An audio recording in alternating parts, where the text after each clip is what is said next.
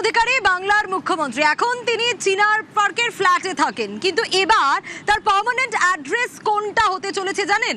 সৌজন্য। হ্যাঁ, আলিপুরের সৌজন্যই শুভেন্দু অধিকারীর স্থায়ী ঠিকানা হতে চলেছে। সোমরাজের কাছ থেকে আরো একটু ডিটেল আপডেট নেওয়ার চেষ্টা করি। সোমরাজ, তাহলে কি কোথাও গিয়ে শুভেন্দু অধিকারীর সৌজন্যেই আলিপুরের সৌজন্য সেজে উঠছে? দেখো, যেটা রাজ্য সরকার সূত্রে জানা যাচ্ছে যে আলিপুরের সৌজন্য নতুন ঠিকানা হতে চলেছে মুখ্যমন্ত্রী শুভেন্দু অধিকারী।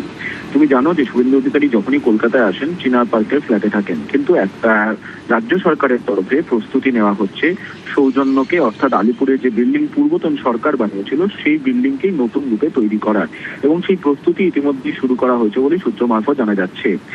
যেহেতু জানো শুভেন্দু অধিকারীর নিরাপত্তা বিষয়টিও রয়েছে, পাশাপাশি যেহেতু মুখ্যমন্ত্রী হিসাবে সাধারণত যে বিল্ডিংটি তৈরি করা হয়েছিল এই বিল্ডিংটি মূলত মুখ্যমন্ত্রী বা যে কোনো ভিভিআইপি ক্যাটাগরি থাকার জন্য তৈরি করা হয়েছিল আলিপুরে, এবং সেই বিল্ডিংটিতেই আপাতত যাবতীয় সব ব্যবস্থা করে রাখা হচ্ছে মুখ্যমন্ত্রী শুভেন্দু অধিকারী থাকার জন্য, এবং ইতিমধ্যেই রাজ্যের পূর্ত দপ্তরের আধিকারিকরাও এই কাজটি শুরু করেছেন বলে সূত্র মারফত জানা যাচ্ছে।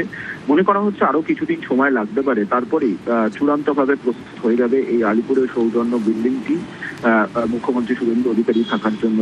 ইতিমধ্যেই এই বার্তা রাজ্য প্রশাসনের শীর্ষ স্তরেও পৌঁছেছে এবং তাদের তরফেই এই প্রস্তুতি নেওয়া শুরু হয়েছে, তেমনটাই সূত্র মারফত খবর।